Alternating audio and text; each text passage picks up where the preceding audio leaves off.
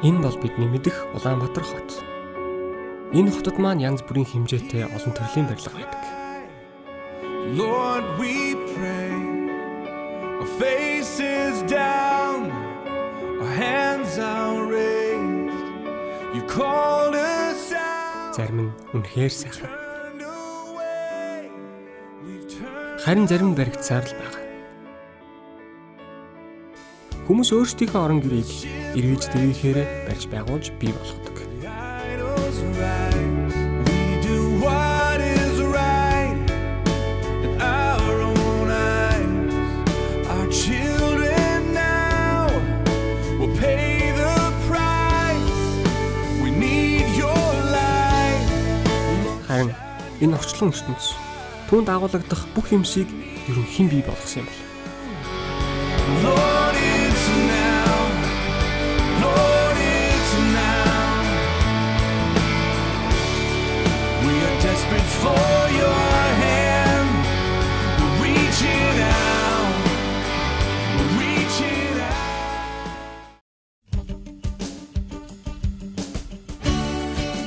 Гэрэлт амьд яриа.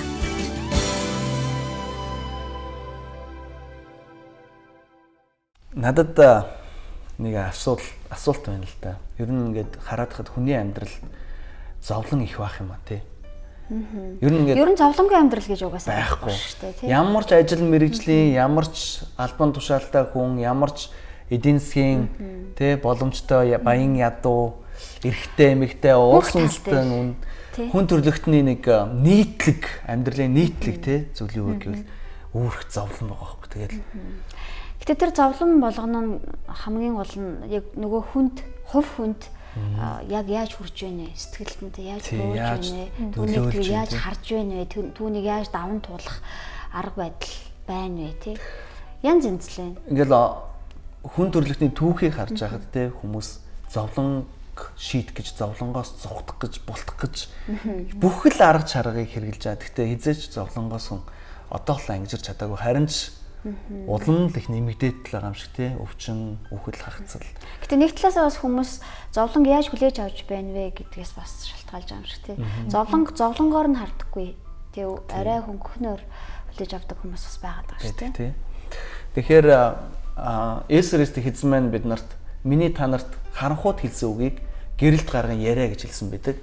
Тэгэхээр өнөөдрийн бидний ярих сэдэв бол Есүс гэдэг хүмүүс зовлон тий зовлон зүдгүүрт яаж ханддаг юм бэ? Ялангуяа хагцал зовлон тий миний ойлголт бодлоор бол миний хувь хүний минь хувьд бол бүх зовлонгууд дотроос за өрөнд орох зовлон байна, өвдөх зовлон байна, тий эцэг эхээ алдах зовлон байна, ханийжлээ алдах зовлон хамгийн хэцүү зовлон үр хөвгтөө алдах зовлон гэж надад санагддаг.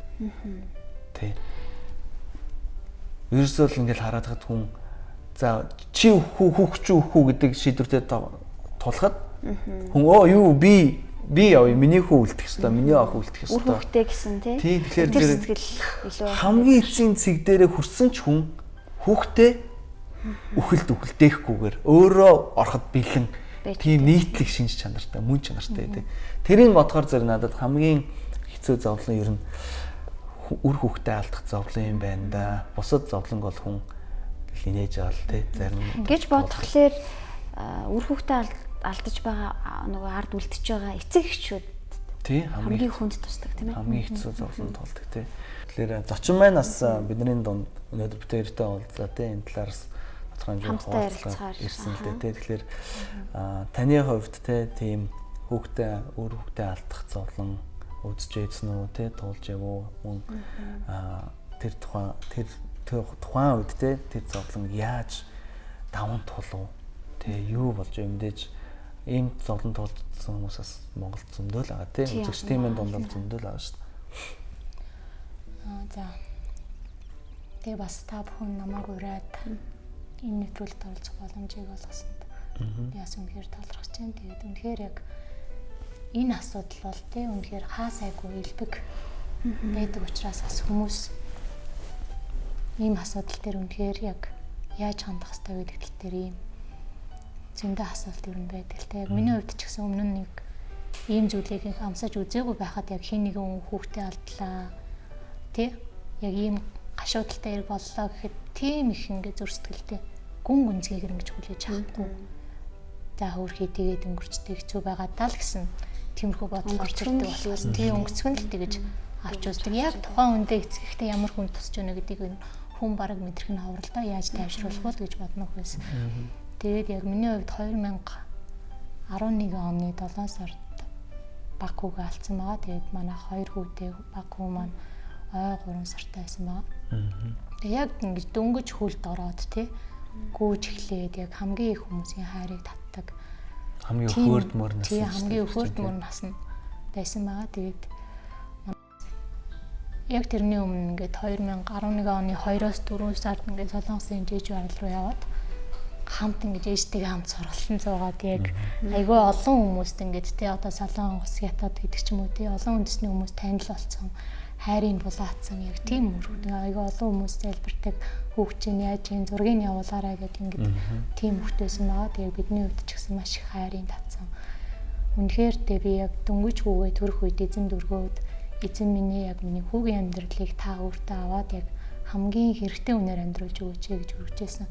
Тийм хүмүүс байсан байгаа. Тэгээд хүүгийн хэн гэдэг үсэн бэ? Мэргэн гэдэг байсан. Тэгээд яг төрхөөс өмнө бит хоёр залбираад хамтдаа тэгээд үнэхээр яг энэ хүүхдэд тохирсон нэр бол тийм байна гэдэг. Яг л тийм хүүхд байсан л да. Тэгээд хүмүүс их ухаантай хүүхд мөртлөө тэгээд яаж ийм ухаан гаргадаг байна гэдэг ингээд бидрийг хамтдуулахуйд ингээд тэг бүжиглээл дуулаад тэгэл ингээд өмнө нь нэг удаа ингээд одоо жишээлбэл ингээд халуун галд ингээд гарыг ингээд ойртуулахаар дахиад хизээш тийш очихгүй.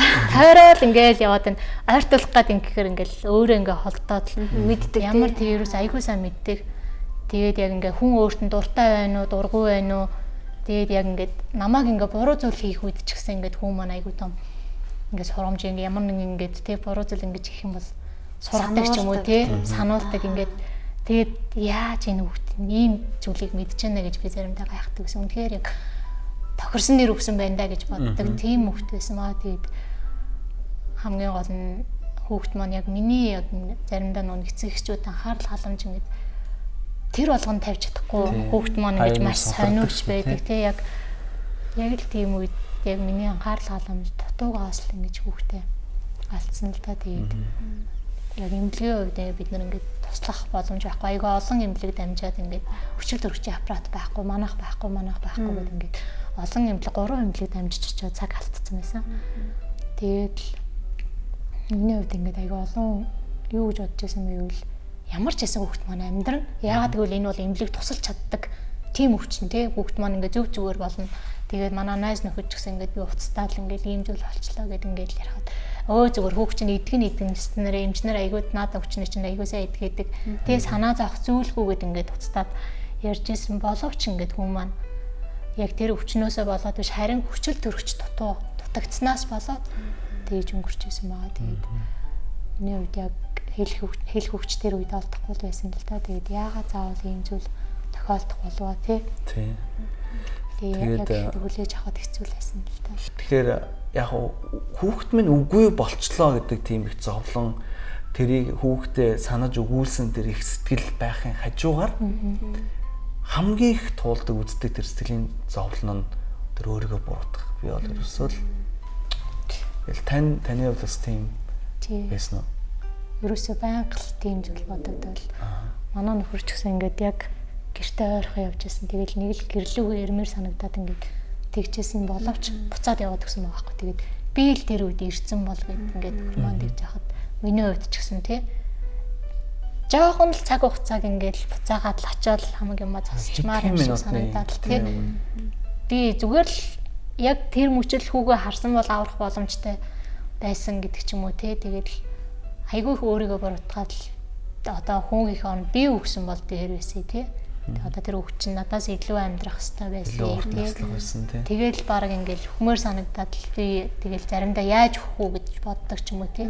Яг тийм зүйлч гэсэн хүртэл ингээл байгаа. Бусад хүмүүсийн буруутгал тэр мөр бол тэрнээс илүүгээр тий дараа нь тэр нь юусоо гарахгүй ингээл байнга л одоо насаараа л харамсаж явах тийм зүйл болно гэсэн үг байхгүй. Тэгээд яг миний хувьд тэг нэгэн л ингээд эзэн бол биднэрт хайртай. Тэгээд хизээч бидний амьдралд тий унгаахын тулд бидэнд хүнд хэцүү зүйлийг зөвшөөрдөггүй, харин биднийг тэгж унгаахыг хүсэж байдаг тий итгэлээр унгааж яг энэ зүрийн тэр алдсан алдаан дээр маань дөрөөлөд одоо бүх амьдралыг ингэж байхгүй болохыг хүсэж байгаа. Тийм дайсан бас биднэрт байдаг. Тэгээд үнэхээр яг хэрвээ манай нөхөр маань тий одоо чамаас болж ингэж хүүхд маань тэгсэн гэдэг ч юм эсвэл би надаас болж ингэж тий хүүхд маань ингэсэн учраас би амиа орлох ч юм уу тэгэх юм бол үнэхээр манай гэр бол тий маш олон хүнд ингэж тий хохирол учруулах ч юм уу. Миний хувьд үнэхээр яг тэгчмэр санагдчихсан үе маш их байгаа л да. Тэгэхээр та тэр хэцүү сэтгэлийн зовлон биш тий тэр хүнд зүйлийг одоо даван туулахт чинь. За одоо л тэр үед чинь бодоход таны бол амьдралаа харах өөрийгөө үзэх үзэл тий өөрийнхөө амьдралыг харж байгаа өнцөг бол бүр тэр чигээрээ сөрөг болцсон байж таарна тий. Тэр үед тэрийг амьдралд авсны найдвар байд юм байна. Одоо юу тэр дундор явхад тэр жижигхэн гэрэл болов болж юу туслав тий.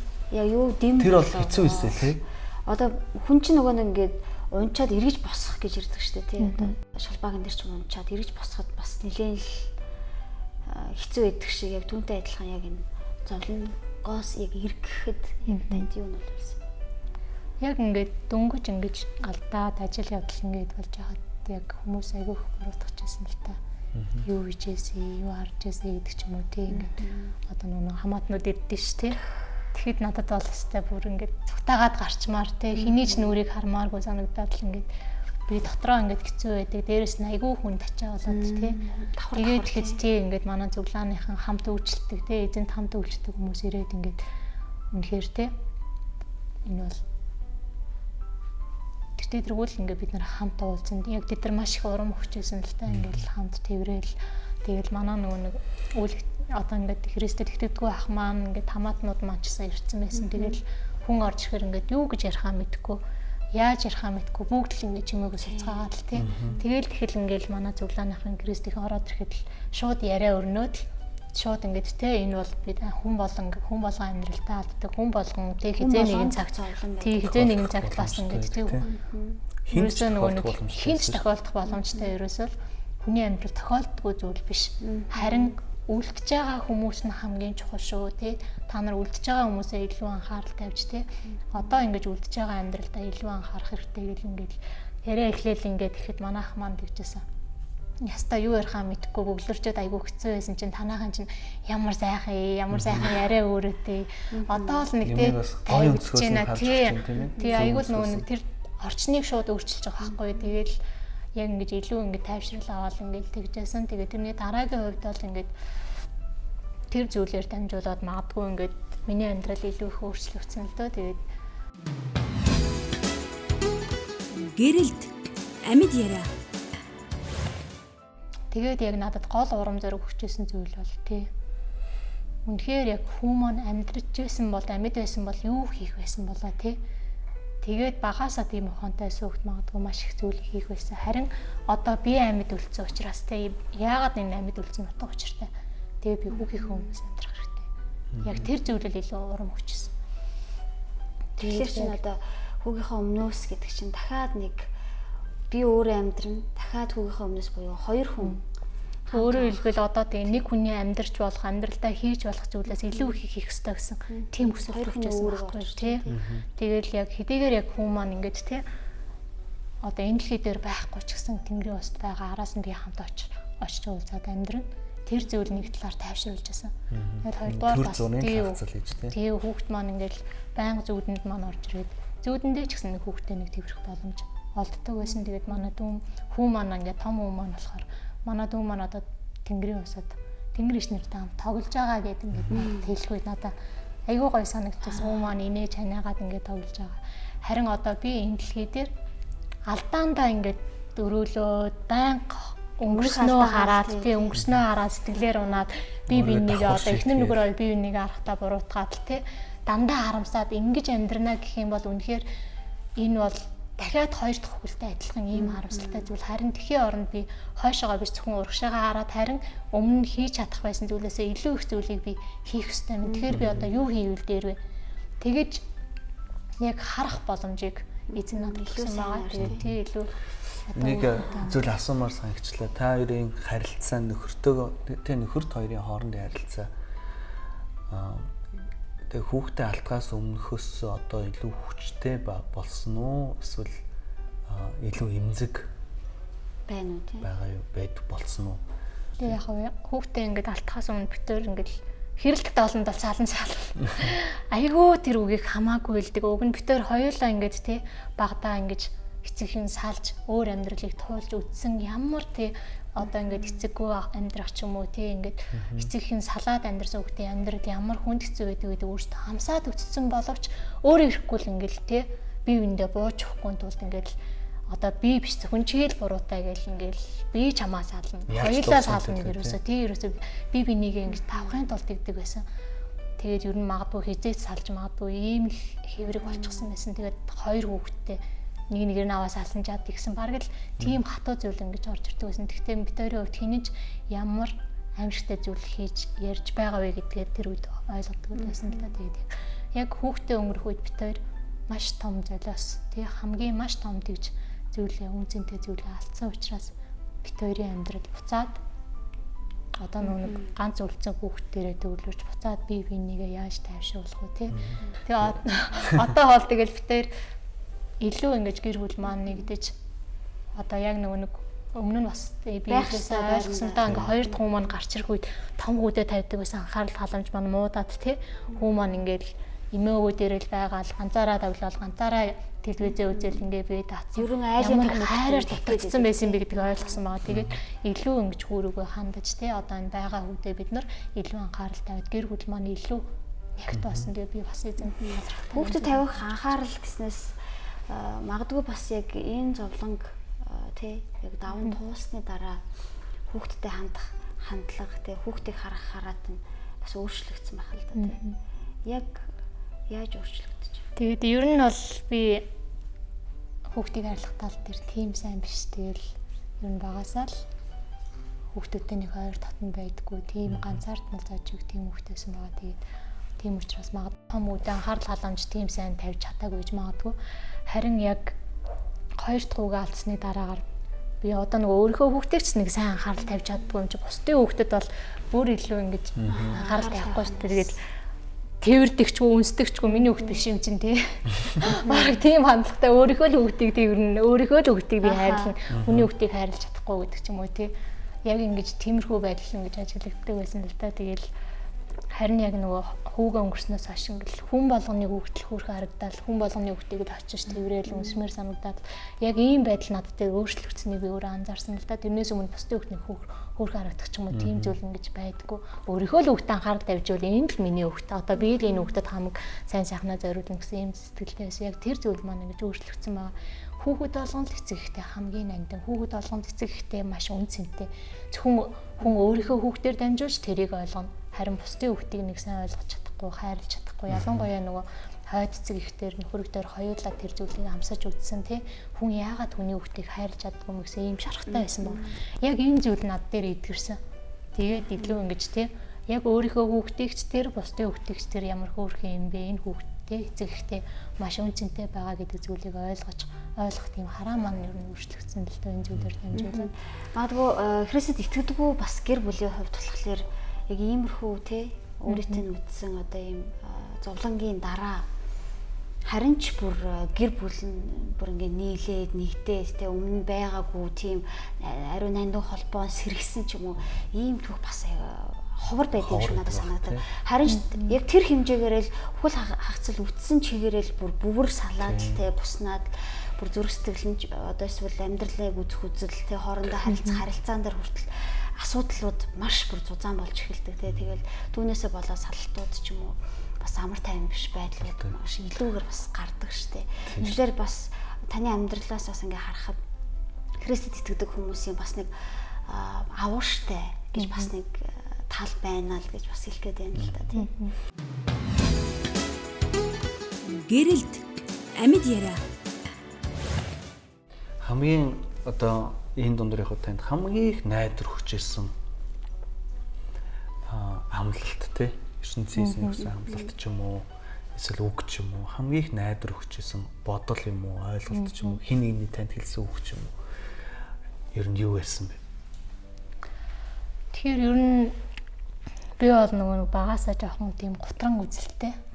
Тэгэл боддог. Гутран бол бүр хэцүү үстэй хэцүү үзгэрч. Уулзаагүй би Есүс Христтэй уулзаагүй байсан бол магадгүй энэ дэлхий дээр би байхгүй байсан. Ягаад гэвэл би маш олон удаа амиа орлох юмсан гэж хүсдэг байсан. Боддог байсан. Тэгээд ягаад гэвэл ингээд амьдрал дэндүү хүнд хэцүү байсан. Тэгээд яг хойд их эцгээс болоод ч юм уу тий. Би гэртээ орхоос ч айдаг. Тэгээд би нөгөө нэг ямар ч найз нөхдгөө учраас маш их ганцаардаг. Тэгээ яг Есүс итгэснийхээ дараа амьдрал чалгандаа болсон. Арах үнцэг маш их баяр хөөртэй тий ингээл хаанаас гарч ирээд байгаа нь мэдэхгүй айгүйх баяр хөөртэй амьдрал сонирхолтой эргэн тойрны ертөнц бүгд сонирхолтой тий яг тийм болж ингэж өөрчлөгчсэн байгаа. Тэгээд эзэн минь яг намайг зөв цагт сонгож авсанд баярлалаа гэж би хэлдэг.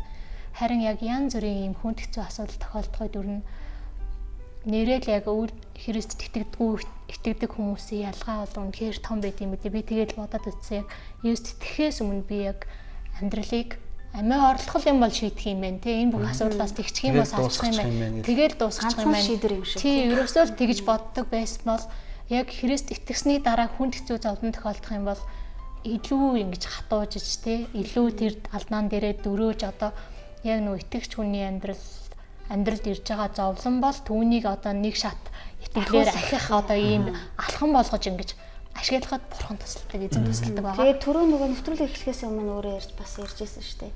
Би одоо ингэж нөгөө зов шаналдаг миний одоо нулимс гарахаа болсон гэдэг. Яг тэрийг болохоор бүр уйлахаа болсон гэж бас ойлгохгүй шүү дээ мэдээж тий. Харин ихэнх хүмүүсийн хувьд иймэрхүү зовлон үүснийхаа дараа маш их уйлдаг. Ер нь санагдах тоолонд ч юм уу эсвэл холбоотой зүйл ярих тоолонд ч юм уу. Ингээл тэр байдлыг би харахтаа за энэ шархан эдгээгүй байна да ч юм уу тий.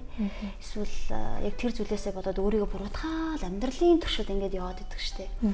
Тэгээл би ямар ч ерөөсөө хүн хайрлах хэрэггүй хүн ч юм уу эсвэл би дахиж хүүхдтэй болох хэрэггүй хүн ч юм өөрийгөө ингээд ялцсан яваад идэг штэ тий. Тэгээд яг тийм хүмүүст та бас өөрийнхөө үзэл бодлоос олцооч. За тэгээд ерөөхдөө бол эзэнт итгэдэг хүмүүс яг ийм хүнд хэцүү зүйл тохиолдох тусам илүү ингэж бусдыг хайрлах зөрсдөл нэмэгддэг юм шиг санагддаг. Тэгээд яагаад энэ дэлхий дээр тийм олон тусламжийн байгууллагын ихэнд христчин байд юм бэ те? Хүмүүс тэгж боддог л да. Ингээд христчин байгууллага гэхээр л тусламжийн юмыг дандаа өгч идэг. Шашиндаа оруулах гэж өгөөд юм шиг тий. Тэгээд шашиндаа оруулахын тулд дандаа тэгдэг ингэж ядуусыг хоолож те хүмүүсийг ингэж татахын тулд тэгдэг мэтэр ойлгодог. Яг миний хувьд яг эзэнд итгэснийхээ дараа яг хүн хэцүү зүйл тохиолдох үед л ингэж илүү бусдыг хайрлах хайр ингэж нэмэгдэж те. Үнэхээр яг би өөрөө ингэж ийм зовлон амссан шиг энэ хүнд ямар хэцүү байгаа болоо би энэ хүнд яаж туслах болоо гэсэн яаж туслах вэ гэсэн тийм сэтгэлээр ингэж илүү ханддаг юм билээ. Тэгээд яг хүүхдээ алдах үед би өмнө нь хэлжсэн те ингэж өнгөрсөн алдаагаа дандаа эргэж хараад явах юм бол хүн хизээч урагшаага явж чадахгүй. Гэтэл бидний амьдрал маань ямар үн цэнтэй болсон бэлээ биднийг асар ихээр хайрладаг нэгэн байдаг тий. Тэгээд та бас би бас үнэхээр энэ зүйлээр дамжуулаад тий илүү ихийг ингэж бусдад хийж өгөх боломж гэж тэгж харж байсан. Яг тийм нүдийг эзэн нээж өгсөн л доо. Би яаж бус энэ дэлхий дээр ингэж тий зөндөө олон алдагдж байгаа, зөндөө олон хүүхдүүд байна. Бид нэр тэр хүүхдүүдэд хоол хүнс өгч мөнгө өгч тэгж туслах хэдий боловч хязгаарч тэдний сэтгэл зүрхийг дүүргэж чадахгүй. Яг миний хувьд яг ойлгож авсан зүйл бол тий маш их тусламж үзүүлээ, тэгчний их мөнгө төгрөг хувцсанаар өглөөж хүний сэтгэл ханддаггүй, дүүрдэггүй. Байнга хэрэгцээ хин нэгнээс хамгийн гол хэрэгцээ бол хайр гэдэг байхгүй. Хайрыг эрэлхийлээд хин нэгэн хүмүүс намайг ингэж хайрлаасай, намайг хүлээн зөвшөөрөөсэй гэдэг тийм хэрэгцээ хамгийн гүн гүнзгий байдаг. Тэгээд би хүүгийнхээ өмнөөс тий одоо ингээд хүн маань алдагдсан би яаж үр дүнтэй амьдрах вэ гэж бодох үед яг хамгийн түрүүнд орж ирж байгаа зүйл бол үнэхээр яг бусдын хүүхдүүдийг өөрийнхөө хүчийг хайрлах. Би хүүхдүүдийн төлөө юу хийж чадах вэ? Яг ийм зүйл л надад яг бодчихсон байгаа тийм. Эсдэг хүмүүсийн бас нэг бодол байна л да үзэл. Библиэр гэдэг нэг үг байдаг штэ. ертөнцийн эзэнд хайртай хүмүүс тохиолдож байгаа бэрхшээл зовлон бүхэн гэж аахгүй бүх хүнд хэцүү зовлон эргээд тэр хүнд сайн зүйл болд юм аа. Сайнаар ирд юм аа. Заримдаа энэ ишлийг сонсохоор их энгийн нэг сүртэй юм шиг санагддаг бод. Гэтэ ингээд бодоол ахлаар зэрэг бас жоохон тийм хэрцгий жимшиг ишлэл те. Тийм Библиэлд хэлж байгаа шүү дээ. Чиний зовлон гэж байгаа байхгүй. Миний зовлон, таны үзэж байгаа зовлон, бидний үзэж байгаа зовлон. Ямар ч зовлон эргээд бид нарт ашигтай болдог. Нөгөө талаас харахад их гойч юм шиг те. Зовлон тултсан энэ чинь эргээд надад сайн юм болдог. Гэтэ энийг бол шууд хатуугаар нь зүгээр заавал чи зовлон үзэж жарганаа ч юм уу. Тэр бол биш шүү дээ. Үгүй тэгэхээр нөгөө өөр нэг миний хувьд бол ингэж санагдаж байна л да. Яг тийм боловч яг бидрийг нөгөө сурах гайд хүн хэцүү зүйлийг зөвшөөрөөд байгаа биш. Хүн болгоны амьдралд хэцүү зүйл заавал зовлон ирээд. Харин Библиэлд өөр нэг ишлэл байгаа байхгүй. Тэр нь юу вэ гэвэл ертөнцийн эзэн ямар ч муу зүйлийг сайн зүйл болгон өөрчилж чаддаг. Тэгэхээр өөрөөр хэлбэл христчин бус хүмүүс одоо би жишээлбэл Христ итгэхээс өмнө зовлонгоо тий байхгүй улам доошогоо орж сэтгэлээр унжсан бол Христэд итгээд яг хүнд хэцүү зүйл тохиолдоход тэр хүнд хэцүү зүйл дээрээ дөрөөлөөд илүү хүчтэй болж илүү сайныг хийх боломж тэр харааг авах. Тэгэхээр ерөөд яг миний хувьд бол яг тэр зүйл дээрээ хэрвээ унах юм бол энэ бол хамгийн харамсалтай хэрэг. Тэр зүйлээс болоод гэр бүл салах, бие биенийгээ хайрлах, хайр хүрэх ч юм уу тий. Тэгнэ гэдэг бол бид нар тэр өнгөрсөн алдсан хүүхдийнхээ өмнө асар их буруу зүйл хийж байна гэсэн тийм үг байгаа. Харин ч тэрний эсрэгээр бие биенийгээ илүү хайрлж, амьд байгаагаа илүү хайрлж тий. Дахиад тэр алдаагаа тэгээ давтахгүй тулд тэр алдаанаасаа суралцаад цаашаага алхаад явна гэдэг бол хамгийн том, хамгийн хэрэгтэй зүйл юм байна л гэж би ойлгосон байгаа. Тэгээд дахиж тэр алдааг давтах шаардлагагүй. Ягаад гэвэл үнэхээр ингээд тий үр хөвгтөө алдснаас болоод архинд ороод ч юм уу тий би бинийгээ хайрлахаа болоо тэгнэ гэвэл тэр хүүхдэд одоо ингээд хамгийн харамсалтай зүйл байхгүй юу. Магадгүй ингээд гэр бүлээ хараад байж гэнэ гэх юм бол тий. Тэгээд яг тэр зүйлийг л ойлгосон байгаа. Яг урагшаа хараад бид нар хүүхдийнхээ төлөө юу хийж чадах вэ? Хүүхд маань амьд байсан бол юу хийх байсан бэ? Харин тэрийг би өмнөөс нь хийя. Би хүүхдийнхээ өмнөөс энэ зүйлийг хий. Тэгэх юм бол магадгүй те энэ бол хамгийн сайн зүйл болох байхаа л гэж бодож байна. Тэгээд яг миний яг гол урам авч ирсэн зүйл маань энэ байгаа. Би хүүхдийнхээ өмнөөс амьдрах хэвээр. Би илүү их хийх хэвээр. Манай гэр илүү энэ золиосоос болоод те дахиж бид нар золиос гарах шаардлага байхгүй. Дахиж ийм үнцэн төлөх шаардлага байхгүй гэсэн ийм л зүйл дээр одоо илүү урам авч те энэ зүйл дээр л энэ зүйл мал надад одоо сэтгэлд маань дэм өгчин гэж явж байдаг юм да. Тэгээ та бүхний хувьд магадгүй те үнэхээр иймч байж болно. Гэхдээ ямарсаа хэрвээ тэх юм бол илүү дээр байхаа гэж миний хувьд тэгж зөвлөх байна да. За тэгээд өнөөдөр бидний урилгыг хүлээж аваад тэгээд сэдвээр хамтдаа ярилцаж өөрийнхөө зүрх сэтгэлээ хуваалцсан танд баярлалаа. Та бүхэн ч гэсэн баярлалаа. Тэгэхээр зовлон бол хүнийг тойрдоггүй, хэнийг ч тойрдоггүй. Үхэл хагцал хүн болгоны амьдралд тохиолддог. Хэрвээ үзэгч танд те үхэл хагцал үзэж магадгүй зөвхөн үхэл хагцалч биш өөр ямар нэгэн зовлон зүтгүүр сэтгэлийн дарамт харуулсал байгаа бол тэр бүхнээс яаж салгаа мэдгүй тэр бүхнээ хин нэгэнтэй хуваалцаж ярихыг хүсэж байгаа бол би таныг манай нэвтрүүлгийн эргэн хандах утас руу залгаасаа иж хүсэж байна. Тэгээ манай утасны үзүүрт мэрэгжлийн зөвлөгчнөр таны асуулт болон асуудлыг сонсож танд тохирох зөвлөгөө өгөхөд үргэлж бэлэн байх болно. Тэгээд анхаарал тавьсан танд маш их баярлалаа. Үзэгч танд баярлалаа. Дараагийн дугаараар бүгдээ эргээд уулзцгаая.